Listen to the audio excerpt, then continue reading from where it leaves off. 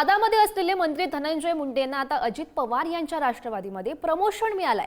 अजित पवार यांच्या राष्ट्रवादीच्या कोर ग्रुपमध्ये धनंजय मुंडे यांना स्थान देण्यात आलंय। या कोर ग्रुपमध्ये धनंजय मुंडे यांच्यासह छगन भुजबळ यांचाही नावाचा समावेश आहे। पक्षाची महत्त्वाची धोरणं संघटनात्मक निर्णयासाठी कोर टीम निवडण्यात आली आहे। आगामी काळातील स्थानिक स्वराज्य संस्थांच्या निवडणुकांसह पक्ष संघटनेची बांधणी, त्यासाठीचे कार्यक्रम आणि पक्षासंदर्भातल्या महत्त्वाच्या धोरणाची आखणी आणि अंमलबजावणी करणं हा या कोर ग्रुपचा महत्त्वाचा उद्देश आहे।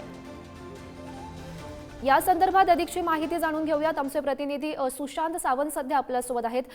सुशांत, आपण पाहतोय खरं तर गेल्या अनेक दिवसांपासून धनंजय मुंडे यांच्यावर सातत्याने आरोप केले जात आहेत। काल खरं तर आरोप केलेले सुरेश धस यांनी सुद्धा त्यांची भेट घेतली आणि आज अजित पवार यांनी त्यांना दिलेलं हे स्थान कसं बघायचं याकडे? गौरी, आपण जर बघितलं असेल तर मागील 2-2.25 महिन्यांपासून संतोष देशमुख हत्या प्रकरणानंतर खऱ्या अर्थानं धनंजय मुंडे यांच्यावर आरोप जे आहेत ते सुरू झाले। त्यांच्या राजीनाम्याची मागणी सातत्याने होते। आता आपण जर बघितलं असेल तर सामाजिक कार्यकर्त्या अंजली दमने यांनी देखील एक भ्रष्टाचार बाहेर काढला आणि त्यावरून देखील त्या आक्रमक दिसल्या। मात्र अजित पवार जे आहेत ते धनंजय मुंडे यांना पाठीशी घालताना आपल्याला पाहायला मिळत आहे।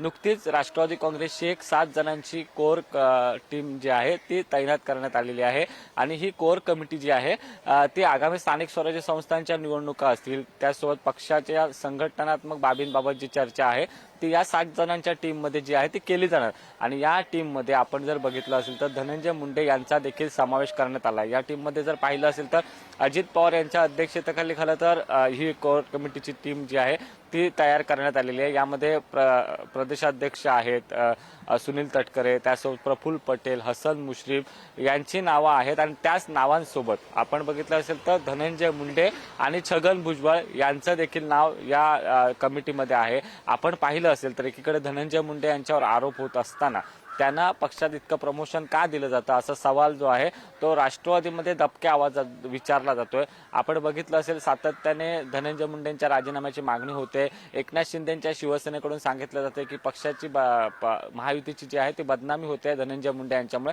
त्यामुळे धनंजय मुंडे यांना मंत्रिपदावरून हटवलं पाहिजे। मात्र दुसरीकडे त्यांच्याच पक्षाचे नेते अध्यक्ष अजित पवार धनंजय मुंडे यांना अजित पवार यांच्या निर्णयामुळे त्याचे राजकीय पडसाद काय उमटतात, काय नेमक्या चर्चा सुरू होतात हे पाहणं महत्त्वाचं असेल। धन्यवाद दिलेल्या सविस्तर माहितीसाठी।